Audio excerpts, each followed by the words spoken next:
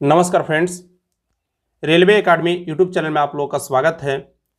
आज का जो मेरा वीडियो होने वाला फ्रेंड वह बहुत ही इंपॉर्टेंट होने वाला है और इम्पोर्टेंट इसलिए है, आप देख भी रहे होंगे मैं बहुत दिनों से वीडियो नहीं ला पा रहा था अपने यूट्यूब चैनल पे और बहुत से मैसेज भी आ रहे थे कि हाँ आप वीडियो नहीं ला पा रहे हो। तो मेरे पास समय का थोड़ा कमी रहता है फ्रेंड, जॉब है उसमें भी बहुत ज़्यादा समय चल जाता है, उसके बाद मुझे भी खुद भी पढ़ाई करना रहता है, तो समय के अभाव में मैं वीडियो नहीं ला पा रहा था। लेकिन फ़िलहाल आज हम इस वीडियो में बात करने वाले हैं कि किस प्रकार से अभी से CBT 2 के लिए तैयारी किया जाए, क्योंकि अभी से आप मानकर चलिए कि आपके पास 60 दिन का समय है और इन 60 दिन का आप किस प्रकार से यूज़ कर पाएँ ताकि इन 60 दिनों में ही सिर्फ और सिर्फ अपना रिजल्ट आप सुनिश्चित कर सकें। क्योंकि ये 60 दिन है फ्रेंड, यही आपके लाइफ को डिसाइड करेंगे। आपने क्या 1 साल से पढ़ा, 4 महीने से पढ़ा, इससे आप कोई मतलब नहीं। अभी से इन समय का आप किस प्रकार से यूज़ करते हैं यह बहुत इंपॉर्टेंट है। तो जिनका भी CBT 1 हुआ है वह भी, और जिनका CBT 1 नहीं हुआ है उनको लग रहा है कि हाँ हमारा CBT 1 इस बार क्रैक हो जाएगा, 2-4 नंबर से वह पीछे रह गए हैं CBT 1 में, तो वह भी इस वीडियो को पूरा से पूरा देखें, बहुत ही इंफॉर्मेटिव वीडियो होने वाली है। तो सबसे पहली यह बात फ्रेंड कि आप अभी से तनाव ना लीजिए। सबसे इंपॉर्टेंट यही होता है। क्या होता है कि हम बहुत ज़्यादा जब तनाव ले लेते हैं तो उससे आप मतलब जनरली बहुत सा यूट्यूब चैनल फॉलो कर रहे हैं, बहुत सा बुक फॉलो कर रहे हैं, ये बुक वो मैगजीन, तो इसमें आपका समय जाता है। आप बहुत चीज़ें तो पढ़ लेते हैं लेकिन उसका रिवाइज नहीं करते हैं और वही जा करके आपका एग्ज़ाम में चीज़ें आप निगेटिव करके आ जाते हैं। मैक्सिमम निगेटिव होने का क्या कारण है कि आप चीज़ों को रिवाइज नहीं करते हैं। तो सबसे पहले आप अपने रिसोर्सेज को कम रखिए और चीज़ों को जितना से ज़्यादा हो सके रिवाइज करने पर फोकस कीजिए। आप 1-2 बुक जीके का ले लीजिए, 1-2 बुक मैथ का ले लीजिए और टारगेट सेट कर लीजिए कि हाँ मुझे यही चीज़ पढ़ना है और इससे एडवांस अब मुझे कुछ नहीं पढ़ना। ज़्यादा बुक को पढ़ने से बेहतर होता है कि आप किसी चीज़ को ज़्यादा रिवाइज करें। साथ में फ्रेंड आपका जो CBT 2 है वह CBT 1 से बिल्कुल अलग होने वाला है। CBT 1 में क्या था कि 1.5 घंटे का समय था, आपके पास 100 प्रश्न थे। लेकिन CBT 2 में क्या है कि आपके पास 1.5 घंटे का ही समय है, लेकिन यहाँ पे प्रश्नों की जो संख्या है वह बढ़ गई है 120। और इन 120 प्रश्नों में मुख्य रूप से जो प्रश्न बढ़े हैं वह किसके बढ़े हैं, तो मैथ और रीजनिंग के प्रश्न बढ़े हैं। तो यानी कि यहाँ पे 20 प्रश्न है वो मैथ रीजनिंग के आपके बढ़ गए हैं और समय वही है। तो जो मेन यहाँ पर दिक्कत होने वाली है, सबसे इंपॉर्टेंट मैं मोस्टली कहता हूँ यही आप लोग का दिक्कत होने वाली है और इसको ही आपको सुधार करना है। अगर आप इसे ठीक कर लिए तो निश्चित तौर पर आप बहुत बेहतर स्कोर पर कर पाएंगे। और इसका जो सबसे महत्वपूर्ण चीज़ होने वाला है आपका CBT 2 में, वह आपका टाइम होने वाला है। टाइम मैनेजमेंट बहुत इंपॉर्टेंट है फ्रेंड। और यह कैसे होगा, तो मोस्टली जो टाइम लगेगा आपका मैथ और रीजनिंग में लगेगा, यहीं पर आपका टाइम लगेगा। तो आपको ज़्यादा से ज़्यादा मैथ रीजनिंग को प्रैक्टिस करना है फ्रेंड, क्योंकि कई बार ऐसा एग्जाम में होगा कि आप पे 105 या 110 प्रश्न ही देख पाएंगे, उसके बाद आपका टाइम आउट हो जाएगा। तो ऐसा नहीं है, आप जितना ज़्यादा से ज़्यादा अभी से आप टाइम दीजिए मैथ रीजनिंग पे, मोस्टली आप प्रैक्टिस करने पर ध्यान दीजिए। इसके लिए आप क्या कर सकते हैं, पहली नंबर तो आपको ये वाला बुक, आपको स्पीडी का मैथ का आपको होना जरूरी है। यह बुक इसलिए इंपॉर्टेंट है फ्रेंड क्योंकि पहली नंबर तो इस बुक में सारे रेलवे के जो अभी लेटेस्ट ट्रेंड में ऑनलाइन एग्जाम हो रहे हैं उसका आपको सारा यहाँ पर टॉपिक मिल जाएगा। पतली सी बुक है, बहुत ज़्यादा मोटी बुक नहीं है। एक चैप्टर को 2-3 पेज 4 पेजों में खत्म किया गया है। तो पहली नंबर की रिवीजन करने के लिए सबसे बेस्ट बुक है।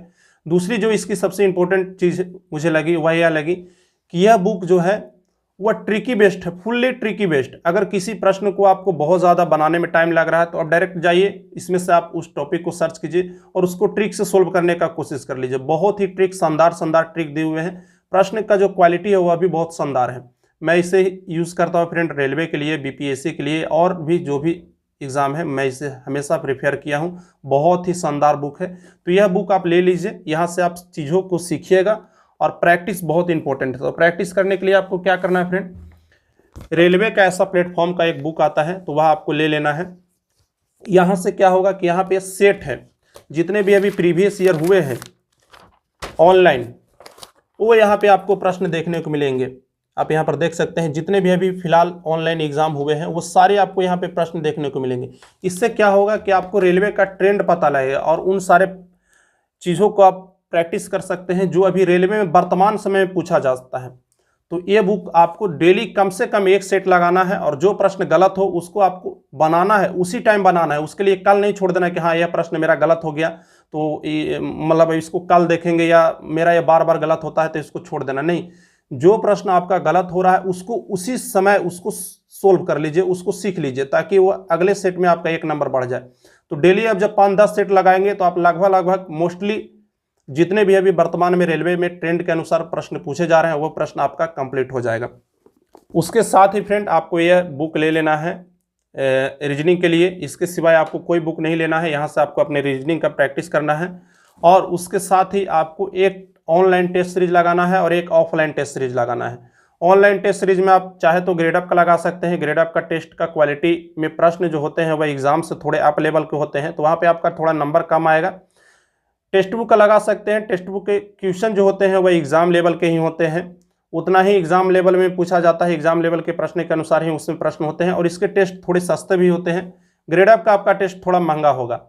इसके साथ ही आप अनअकैडमी पर भी टेस्ट दे सकते हैं। अनअकैडमी में बेनिफिट यह होगा फ्रेंड कि आपको वहाँ पे वीडियो सॉल्यूशन मिलेगा, तो वहाँ पे आपको वीडियो सॉल्यूशन मिलेगा, लेकिन इसके लेकर के आपको कॉस्ट भी ज़्यादा पे करना पड़ेगा और उसके लिए आपको एक रेफरल लिंक भी जरूरी पड़ती है, रेफरल कोड की भी ज़रूरत पड़ती है। तो आपको कोई भी कोड डाल सकते हैं, चाहे तो आप कन्हैया 10 भी कोड चाहे तो डाल सकते हैं, नहीं तो आपके पास जो भी कोड है वो कोड आप वहाँ पे डाल सकते हैं। तो आप क्या करिए कि एक टेस्ट ऑनलाइन लगाइए। ऑनलाइन टेस्ट में आप अपने आप को परखिए कि मेरा कितना रैंक आ रहा है, क्या मेरा गलत हो रहा है, क्या सही हो रहा है, यानी कि यह आपके परखने का टेस्ट होगा। एक आपको टेस्ट लगाना है ऑफलाइन सेट। प्लेटफॉर्म का इस प्रकार का यह सेट ले लीजिए। यहाँ से आपको बिना टाइम देखे हुए सेट से सीखने की कोशिश करना है। यहाँ से आपको देखना है कि कहाँ पर मेरा गलत हो रहा है। जो प्रश्न गलत हो रहा है उस प्रश्न को वहाँ से सीखने का कोशिश कीजिए। मतलब ऑफलाइन जो टेस्ट होगा उसमें आप टाइम नहीं देखेंगे कि मेरा कितना टाइम लग रहा है, क्या लग रहा है। यह आपका टेस्ट सीखने वाला होगा। कोई अगर प्रश्न गलत हो रहा है तो उस पर आप आधा घंटा 15 मिनट जितना आपको टाइम देना है दे सकते हैं। अगले दिन जब आप ऑनलाइन टेस्ट लगाइएगा तो वहाँ से आप अपना रैंक को देख लीजिएगा।